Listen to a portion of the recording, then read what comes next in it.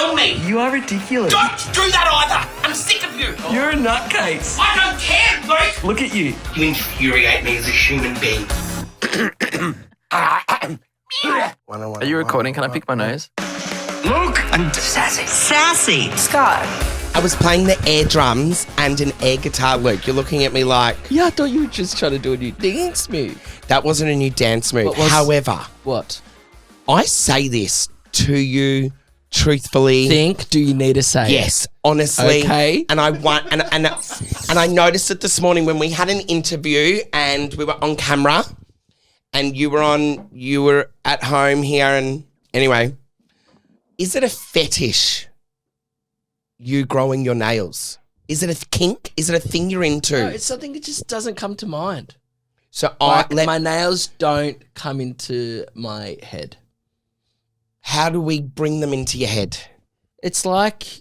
What, Luke? What is it? Like, No, what? for how... Maybe we can start. It's like your mustache, how you had like 20 grey hairs in there and it killed me. And now they've disappeared, Scott. Yeah, because I died. So maybe I should start listening to you and cut them. Maybe you should make it be like, you should call me once a week and be like, look, boy, nails. No, Let's you're a cut 'em grown-ass together. fucking man. Take Maybe we could do it responsibility at the for start yourself. of every episode. No, take responsibility for yourself. You're a grown-ass man. You wipe your fucking ass when you go to the toilet. Cut your nails. All right. I'll look into it. Thank you. The other day when we were planning for the potty, Yep. you know, Luke and I have all these ideas, you know, that we always bring, and we've got Mike here who helps curate it, and we also have a mother.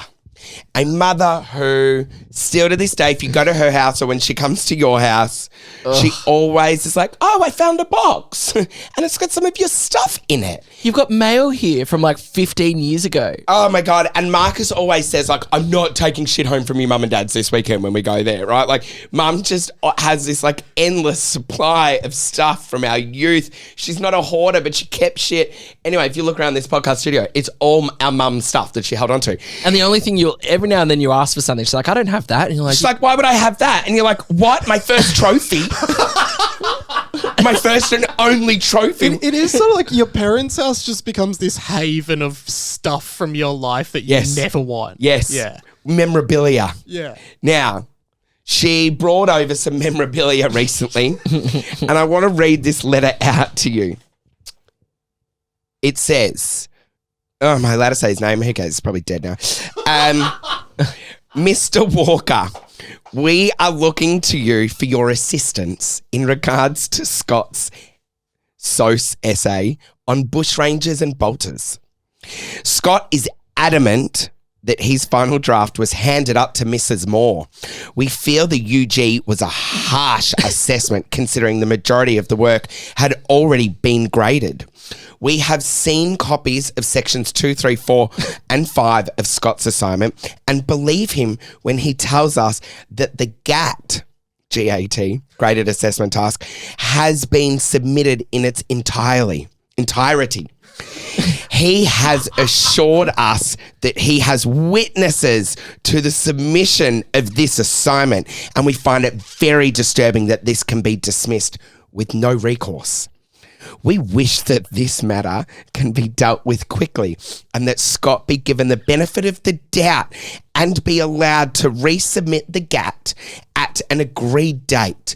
We have always supported the teaching staff with their concerns and are now looking for support to Scott. So let's just debunk Sincerely, that quickly. David and Desley O'Halloran. So UG is what, ungraded? Because you never handed it in. Correct. But you're saying you handed it in. Yes.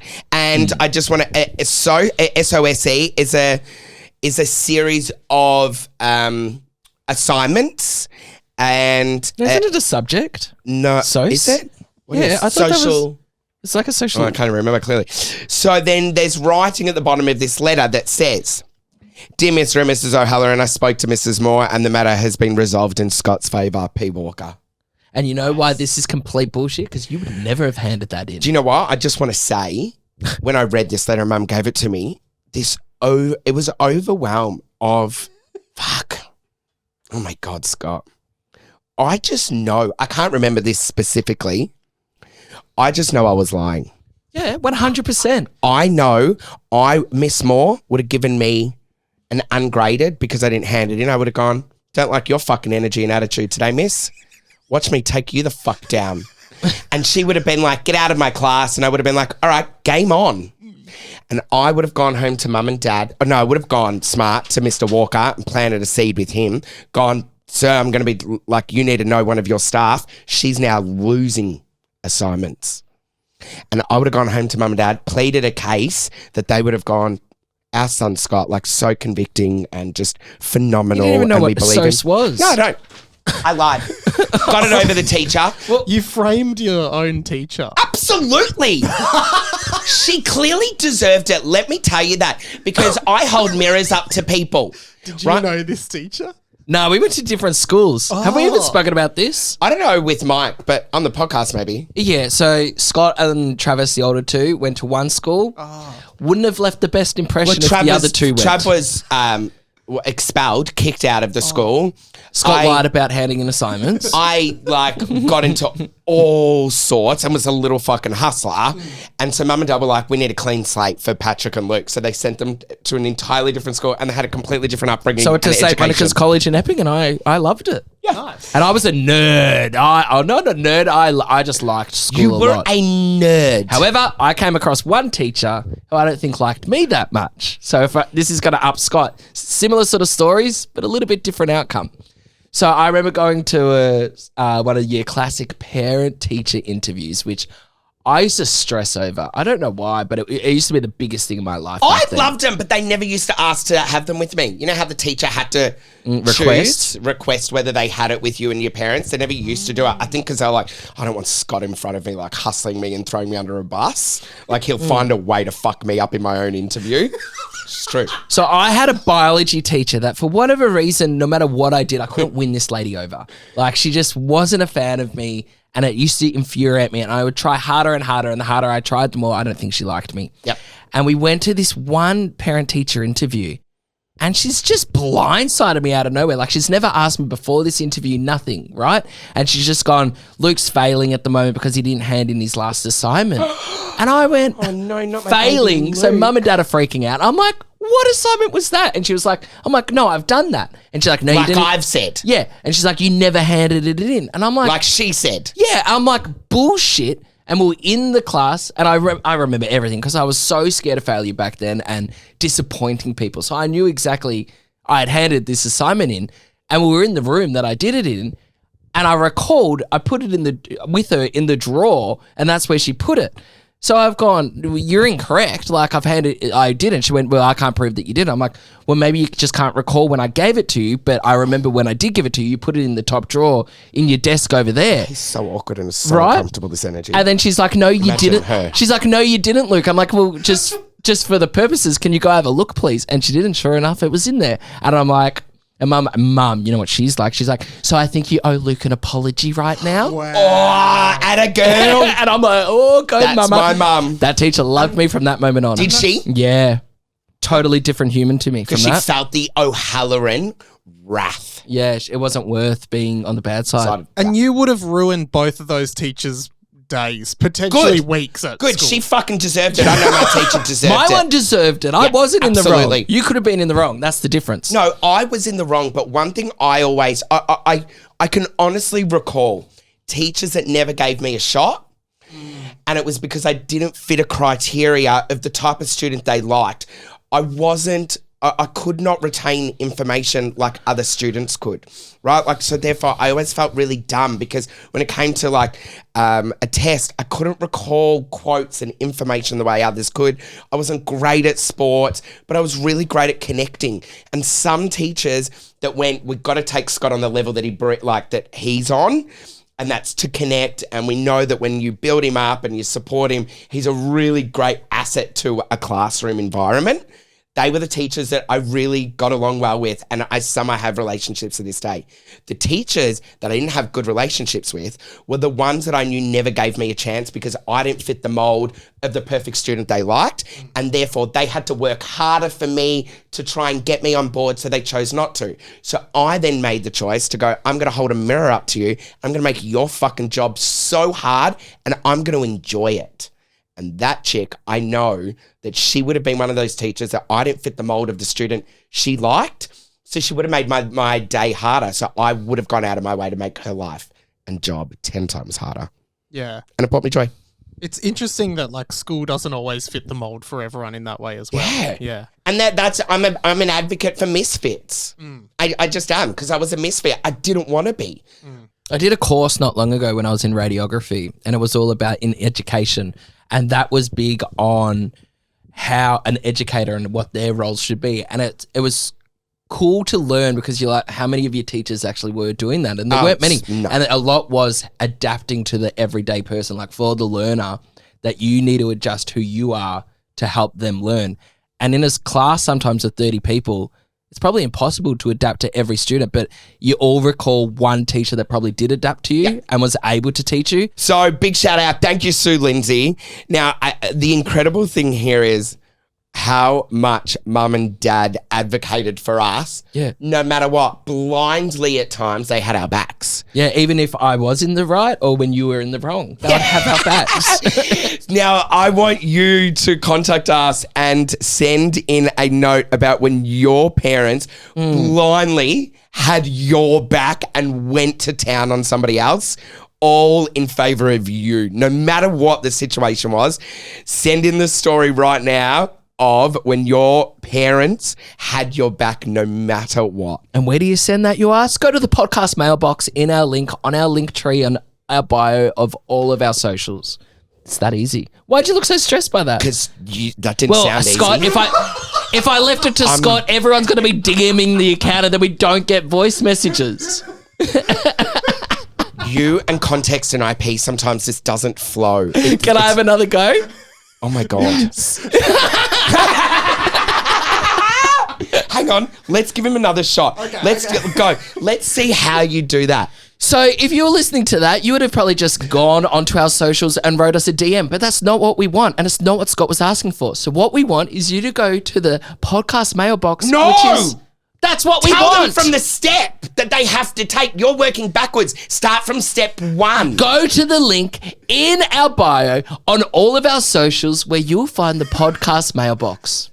And click on that link Oh, and here we leave go. your voicemail in the mailbox. Needed. Goodbye. Thank you.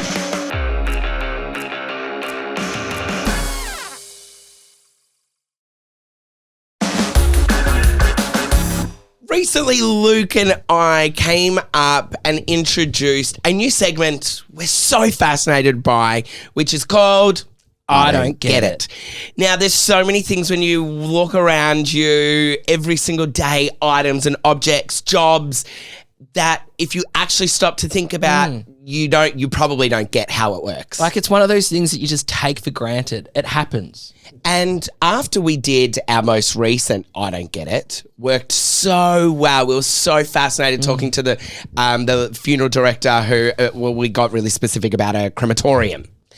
Now, today's one I think is going to blow everyone's mind.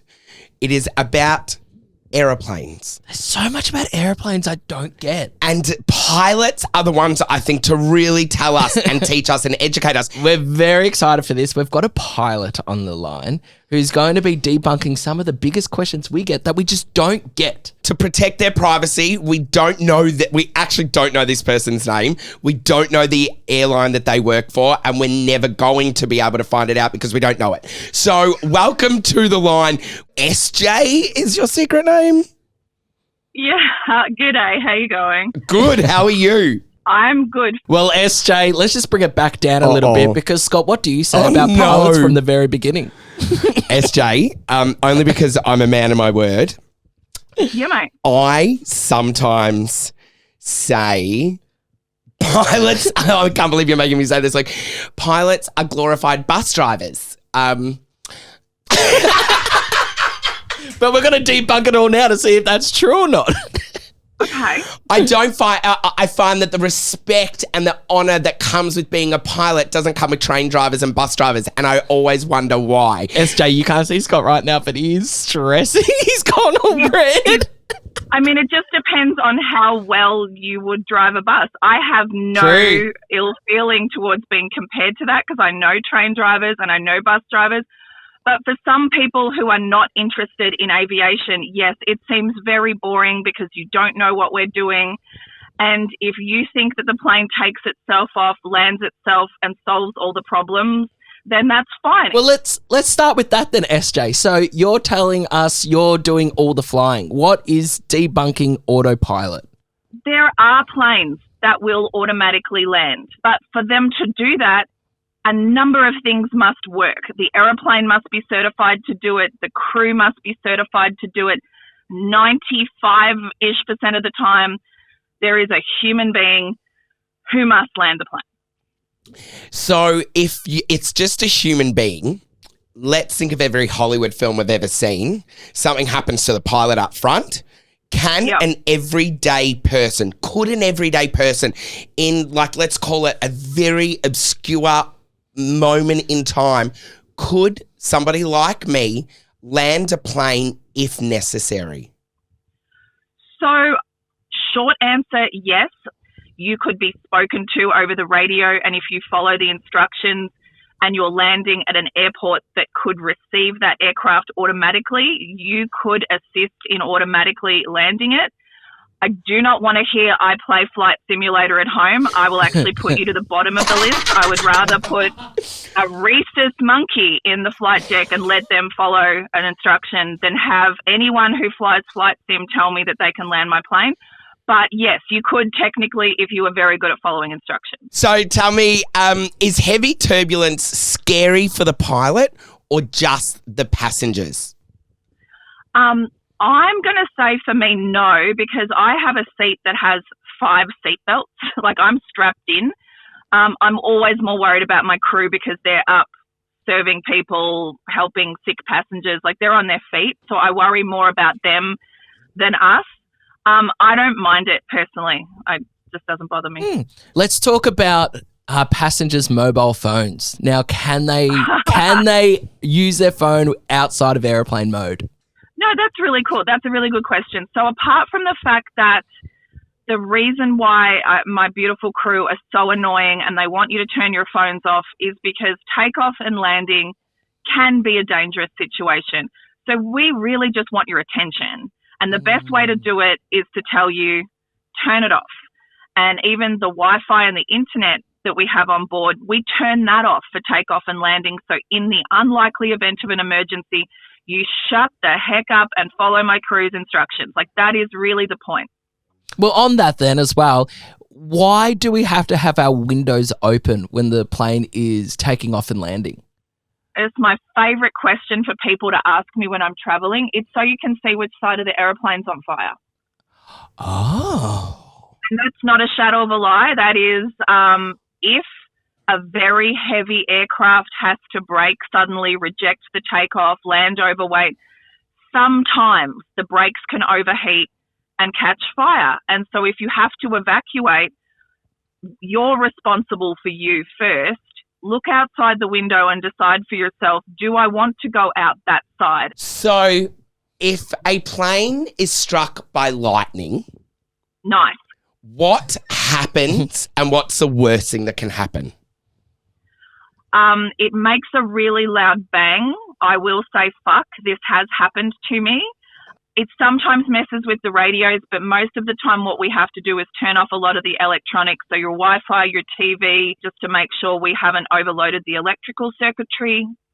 And the worst thing that can happen is some aircraft have had holes blown in them by lightning, and it won't normally decompress the aircraft because we have static wicks and engineered design parts of the plane that is designed to take the lightning and dissipate it first.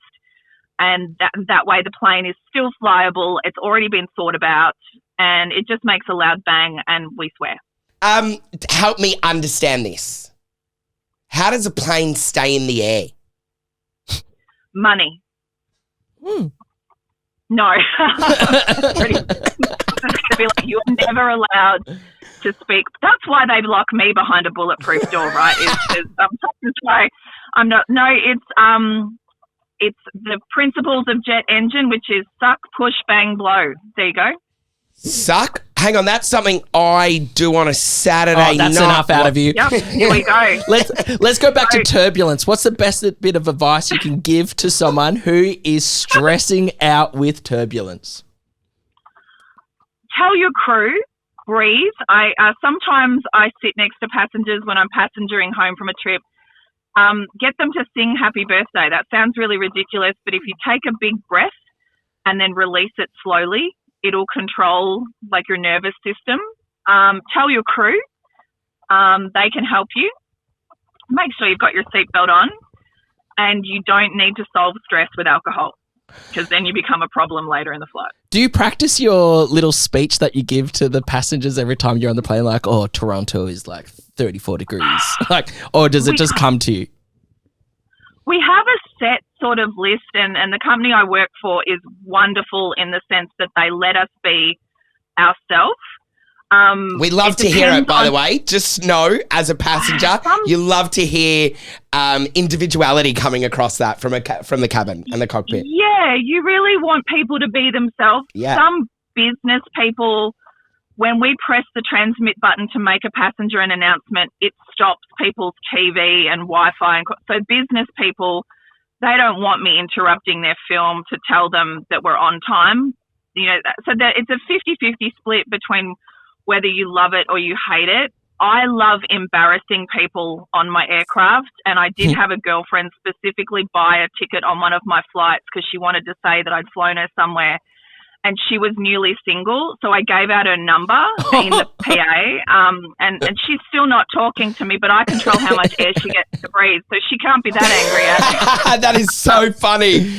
Okay, the last question for me is a connection one. Now, by connection, I mean, you know, when you're driving down the street and somebody like, you know, veers to the left for you to go past and you give them a little bit of a wave with your finger. Yes. Do you and other plane pilots, if is it possible if you ever flew past each other, can you wave at one another? Do you get to see each other in each other's cockpits? You're going to love absolutely, every time. So when we're flying, we fly predefined air routes that are GPS determined. So it's laser guided, and there is nothing cooler than like being over the Malaysian sea and you see another aircraft coming towards you, and we'll flick our landing lights on and they'll flick their landing lights back on. And maybe occasionally if you're flying alongside another aircraft, it has been known, I haven't done it, to airdrop them photos from your flight deck, and they'll airdrop photos, but allegedly. Oh my God. Does that mean you can do like walkie-talkie kind of like, do you chat to other pilots? It is on YouTube. If you want to see it, you can actually look it up. There's a couple of United guys that airdrop to each other, which is really cool. Does that mean, just correct me if I'm wrong, with the airdrop, does that mean those pilots don't have aeroplane mode on? For that specific example, they may have omitted, or they could have forgotten. They're human as well, so they might have forgotten. True. Well, SJ, thank you so much for your time. Luke, do you get it now? I think I get it. I get it. Is there anything? What's you've spoken a few times, SJ, your worst and best questions you get? Is there something a fun fact you can leave us with? You want us to know? Yeah. Oh, no, I do. I love this story, and it sort of circles back to how you introduced me. I once was standing at the front of the aircraft saying goodbye to everyone, and this 95-year-old man was really confused, and he came up to me and he said, I think it's lovely that they let all the well-behaved flight attendants do a takeoff and landing every now and again. So I said, me too, sir. Me too. You know what? He's 95. That is not for me to he's seen the Titanic. Like, good on him that he had the balls to come up to me and at least speak to him. So we don't care. We've got a pretty good sense of humor. We've heard every joke under the sun, and bring it. Like, we're not scary people. So you just come up and say hi. Thank you so much for your time today. Yeah, you're a rock star. I'm actually excited to get on my next flight and talk to a pilot. Oh, I actually want to see. I always get a little awkward. Every pilot I see now, I'm going to give them like this weird look. Like, is that SJ? Thank you so much, Luke. And Sassy. Sassy. Sassy. Scott. there's a game Luke and I play when we travel. We've got a lot of downtime. And it infuriates me at how good Luke is at this. It's probably his best talent, one of his only talents. And it just doesn't translate outside Just let it be a compliment for once. Do it. Say it again as if it's a compliment with no backhand. Go. No, I don't need. I See don't if need you've got the notes from you. skill to be able to do it. I don't. And you've played this song with us before. It's going to be driven by Mike this time, though. Yes. So I've prepared 5 songs, okay? And there's from the start of the song, I'm going to play like 1 second, and you have to guess, like, I think, do we buzz in or just shout out the song? What do you think's more fun? No, you know what I hate about we the go. buzzing in part of the game with Scott? Yeah. He buzzes in, then takes like 20 seconds. Yeah, I don't like that. I hate it. Or if we buzz in, you call that shit out. I reckon it's buzz in, and if you haven't answered in 3, I'll just go bam. Yeah, okay, next cool. person. And are we doing artist and song title? Artist and song title? That's hard. Unfortunately, Do you know it's not how your many skill. drugs I have done over my life that has ruined my brain and memory? I sniff amyl every now and then. Oh, I reckon Wait, you don't do amyl? never. Have you ever sniffed amyl? at a party once at uni. Do you know what I mean? Like, it's hard for me to like Okay. put a name and a song together so quickly, everyone. Unfortunately, you might just not do well here. But I also don't do well under pressure. Okay. So this could be the difference here. And I want you to know right now, you can play with us listening or watching. Yeah, Play along, yeah. So but they don't have pressure like I do right now. I'm going to play like 1 second of the song, and then if no one Okay. gets it, I'll keep playing a little bit. You will know all of these songs, I think. They're all pretty famous songs, just from right. different eras. So let's go. And are you starting at the top of a song or anywhere in between? From the top. From Okay, the from intro. the top. Make it drop. So- That's some wet ass pussy. Scott, stop talking. Song number 1, starting now. Luke. Scott. Luke. Carly Rae Jepsen, Call Me Maybe. Correct. Did And now you we have see 1 that? second. Yeah, I did. Oh, Luke's really good at this. Okay. my heart rate's through the roof. Song number 2. Ready? Play along at home. Here we go. Luke. Scott! Kylie Minogue, Can't Get You Out of My Head. See? He's so good. It's really good. I didn't even know that one. I just planted it. I just want to say, when My we do... heart rate, if you could feel it right now, like, why did they put this on The Amazing Race? I beat everyone in that Because production. it's not an actual good skill or talent to have. Is it? It's all right. It's pretty But impressive. how does it get you through life? Oh, It a doesn't. radio game one day, I could probably win $1,000. Yeah, that's all you'd probably That's get. all. Out of it. Yeah. All right, shall we keep going? Yeah. I just want people to know that when you're driving in a car with Luke for 4 hours and he's like, I've got a game we're going to play. But he and- hates it because- Stop. Yes, let me finish. I'm excited. But this is why Luke didn't have friends growing up. Because, sitting in Because the I car... liked music. No, because sitting in the car when you play this game with Luke, he goes, next, and then he screams it out and he goes, next, and then... Would you just don't- keep pressing next on Spotify or something? Yes. Yeah. Okay. And Luke knows every single one of them, and you don't stand a chance. And so 3 hours goes by, and you're like, "But I didn't even play with you then. You just played with yourself." Artists probably hate me because they need know what I like mean? 3 seconds of a stream to make money. They're only getting like 1 second out of me, so it doesn't go towards their listens. All right, This song 3. next one, I'm a bit younger than you, and this is my era, so What's I'm that not mean? sure. Well, I'm a few. It's just like more. Oh, so it's a my newer song. Ariana. No, it's an older song, but like from when I. Anyway, let's just see how you you can go. have this one. Here we go. Luke. Scott. Avril Lavigne, Yeah, what's the song? Complicated. That was so. Did you know it? Yes. But could you name it? but He can't name it. He knows the song but can't name. He's... Should I He's give him the next Spectrum. one? He's Spectrum. Yeah. Because he's saying he knows them all. Okay, but yeah. let's Just see. because we're off the At the mark with them. moment- It's how you finish a fucking race, everyone, not start it. There were 5 You songs, so start I've it already fast. won. Yeah. I've already At the hit 3. moment, Scott is just losing on the buzz though. So if you give him, Let's give him the next buzz. Here we go. Ready? You watch. I won't know this one. I'll say my name if I know it anyway, but I won't answer. Here we go. Luke Scott. Alanis Morissette. It's the name of the song. Keep going. Let's see how long it takes. Traffic jam. Ironic. Yes, correct. Well done. So do you want to do the same thing for the last one? Yeah. Because it's more fun. So Scott gets the buzz in, but Luke, if you know it, buzz anyway. So we know you would have. Okay, Of course, cool. he knows it. Final song. Here we go.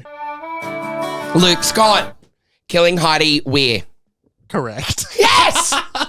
So it's What's her 3-2. What's the singer's name? I don't know, but doesn't she follow us? Yeah. It's not. Is I it? once went into a studio. She was sitting on the ground. It was everything you thought weird ass musicians with dreadlocks actually did when they recorded music. She does it.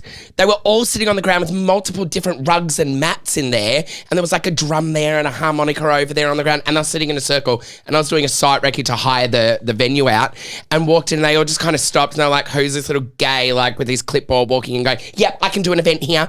And I like looked at them and they all just looked at me like, what's he doing in our space right now? Anyway, fun She's got a story. beautiful voice, though. Of course. Nice selection of songs, though. Really good. You know Shall us. we do it again? Yes. We'll do it again. All right. I awesome. thoroughly enjoyed that. Okay, you won, Luke. What do I get? $1,000 cash prize?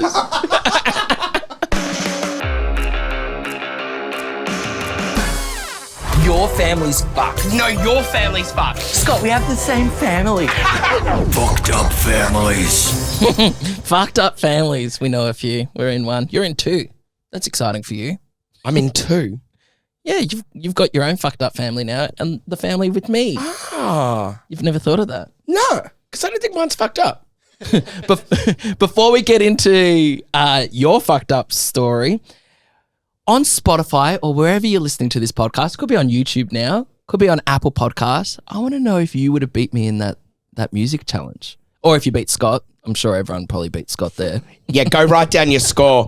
And also, if you also want to, let us know what you think about Luke's presenting or meaningful voice that he does every now and then, like he just did. I like it. I've been working on it in front of the can mirror. hear it. But you took my mirror. Yeah. Okay. Our fucked up families this week, guys, comes in from Rhiannon. You ready to hear it? Yeah. I am. Rhiannon, here we go. Hang on. Okay. What? Oh. I know a Rhiannon. We all know a Rhiannon. If it's her story, Fleetwood Mac's song her Rhiannon, family, pretty good. she would win. If Next it's a time we do Rhiannon, guess the song. if it's a Rhiannon, I know she wins. Okay, here we go. I grew up with 8 brothers, and my older brothers taught my younger brothers how to call my mum out the backyard. They would be standing on the shed roof, and they would either try and pee on her or throw buckets of water on her. And the worst part about it was my mum fell for it every goddamn time. Nah, she didn't. She liked playing with her kids. Yeah, that was fun for her. Even if it was going to get piss on her. Yeah. Do you know what? Mum says this beautiful story, right? And I can say it's beautiful now because I have sons, right? But she says she had 4 boys under the age of 6, right? 6, 4, 2, and newborn. Wild. She said, and I realize this now when she said it, I now know it, that you had to say goodbye to time on your own. You never had time on your own, ever. She said, and at one time, she really recalls having a really rough start to the morning and day. She's like, I'm going to go have a shower. And she checks us all out and she's like, okay, all 4 boys are fine. I'm going to quickly run and have a 5-minute shower or 2 minutes or whatever, quickly get ready. She goes, I'm standing in the shower. I've got water running down my hair. And I have this breath, this sigh of like, oh my God, I've gone away from the mayhem for 2 seconds. And she goes, and I feel something. Don't know what it is, but it's like, I mean, something's not right now. She goes, I open my eyes and I look down and there's one of you standing there holding your dick, pissing on me. Pissing on me. She's like, I couldn't even have a 2-minute shower and get away from you guys. And she accepted that that's what her life was. And so do I. These boys follow me around, Bobby Becker and Obed Oliver, all the time. Marcus walks in the door and at 6:30 and I just think, oh my God, like go to him for like, give me 2 minutes. And they like strangle you even more than run over to him. And anyway, I totally get it. And that mum, she loved playing with her kids. That's what I'm taking from that. It was fun what Rhiannon said. It took you there, but it took me somewhere different with mum going out the backyard. So we had a very aggressive chicken Tonto. And when Tonto had babies, because we went and stole fertilized eggs, put under Tonto and they all hatched, she turned even more aggressive. And we would promise mum, we've locked up Tonto, you can go do the washing out the backyard now. But then we'd wait till mum goes out there. One of the boys would go and lock all the doors so mum couldn't get back in. And we would release Tonto. And Tonto would just come with its talons and attack mum. And mum would be screaming, let me in, boys! And Tonto was fucking Like, huge. flapping. Giant white thing and beat the shit out of her. Oh my God. So thanks, Rhiannon, for bringing that memory back. Good one. Luke and Sassy. Sassy. Scott. So Luke and I think it's really important that when you go to somebody's house, you say, thanks for having us. So we would like to say a big thank you to the Wurundjeri, Woi Wurrung and Bunurong peoples of the southeastern Kulin Nation, the land on which this podcast is recorded on. Always was, always will be Aboriginal land.